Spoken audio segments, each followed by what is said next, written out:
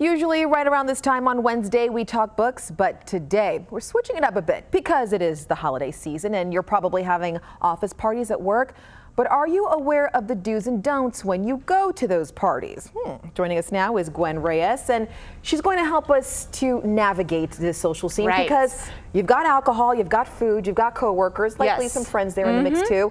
And you got to make sure you're following the unspoken rules, if you will. Exactly. I love how you came dressed. Thank you. I feel like I went to the ugly Christmas store sweater and I had way too much fun. It's actually my brother's sweater. I stole it. Nailed it. So it's perfect. Which brings us to our first point, the theme. The theme. The theme is very important. It's always reading your invitation, knowing if there's a theme. If it's an ugly Christmas sweater party or if it's a glamorous thing where you have to look beautiful, read the instructions, know what you're getting yourself into. You don't want to be the person who overdresses or underdresses to your holiday party. Dressed appropriately for sure, because there will be pictures and they'll end up on social media and you might never be able to live them down. Which brings us to the next point, the drinking. Yes. If you do drink, I'm not going to be the person that's going to tell you not to do that, but drink responsibly. Of course. You know, make sure you don't be excessive because your mouth can kind of get away from you when your inhibitions are down. Sure can. Yes, absolutely. And as far as timing, when we get there, when we leave, is there really a rule to that? You know what? I've read a few different things today, and I actually agree with one of them, which is don't be the first to get there. You know, maybe come about 15 minutes, a little bit 15 minutes late. Fashionably late, maybe. Fashionably late, but also don't be the first person to leave.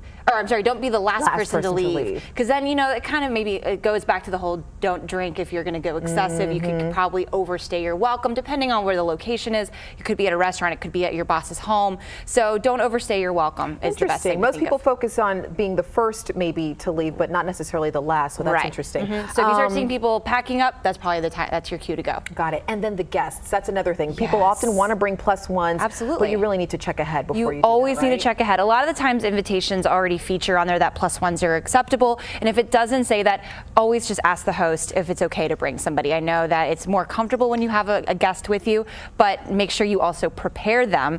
Give them a little one-on-one talk before you get there so they know who people are. You don't want them to talk to the wrong person. And you sometimes can end up talking to that person because you're more comfortable, but you want to make sure you also make some time, FaceTime for the boss, right? Absolutely, because you know, this is a perfect opportunity to maybe if you haven't had a chance to have one-on-one time with your boss throughout the year, and this is not the time to have long conversations with him or her, but this is a good chance to get some FaceTime that you may not have because everybody's kind of having fun and it's a great way to show a different side of your personality. And just the last tip real quick, make sure you thank the person who's hosting, good manners. Always thank the person who's hosting. Either bring a gift with you, but those people who plan these events are always going out of their, they're going out of their way to make an amazing event. And it's just a quick thank you and maybe pop a thank you note in the mail the next day or just an email afterwards. Appreciation goes a long way. Absolutely. We appreciate you for stopping by, Thanks, Gwen. Alicia. Thank you.